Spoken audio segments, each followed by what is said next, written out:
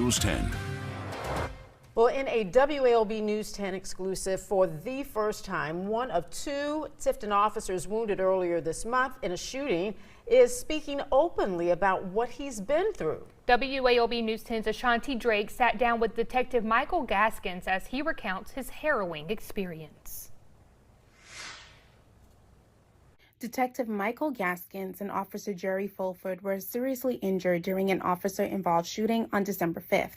Gaskins was shot 5 times. They all went into my back area, the back area, and one to the side of my head. In the moments after he was hit, Gaskins says time slowed and a rush of memories flooded his mind. I've got a 3-year-old child, and one of those memories where he asked me to play the night before I was shot, and I was just so tired I laid down and didn't play with him that night. And that's etched in my brain forever that, you know, I thought I was going to be gone, and that would be his last memory of me. See, you're getting emotional. How does it feel, you know, seeing your family just kind of getting emotional about this as well? It's tough.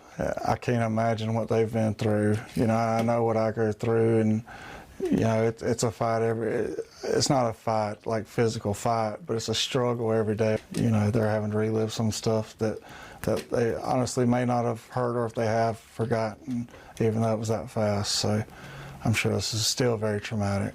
Gaskins says that moment changed him, sharpening his perspective of life, family, and what truly matters. We get so busy in our lives that we let relationships and people in our lives fall to the wayside sometimes until something happens to them or us, and we see them, and then it's, hey, how you doing, and then goodbye.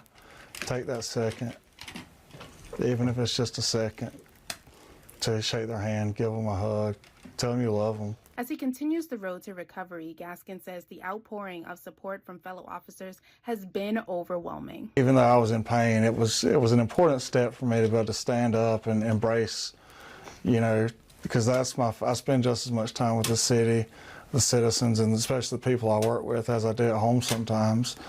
And it meant so much to see everybody there waiting for me to come out. And then taking it a step further, you got this huge motorcade to escort you home. You always hear about it if somebody passes, you know, if a law enforcement death, but you never really see somebody injured. So for my children to be able to see that nothing had to happen to me, I didn't have to perish, you know, to be recognized. And it doesn't stop there. The Gaskins family started a GoFundMe that raised more than $15,000. He says the community's support, online and in person, reiterates why he took the oath to protect and serve. That one comment, that one hug, that one person that, you know, I didn't realize I may have helped 20 years ago when I started doing this as a 20-year-old boy.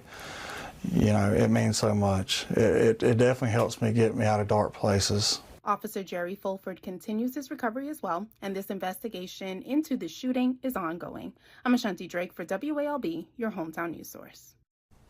Thank you, Ashanti, for those important reminders. Well, new details now about Albany's 8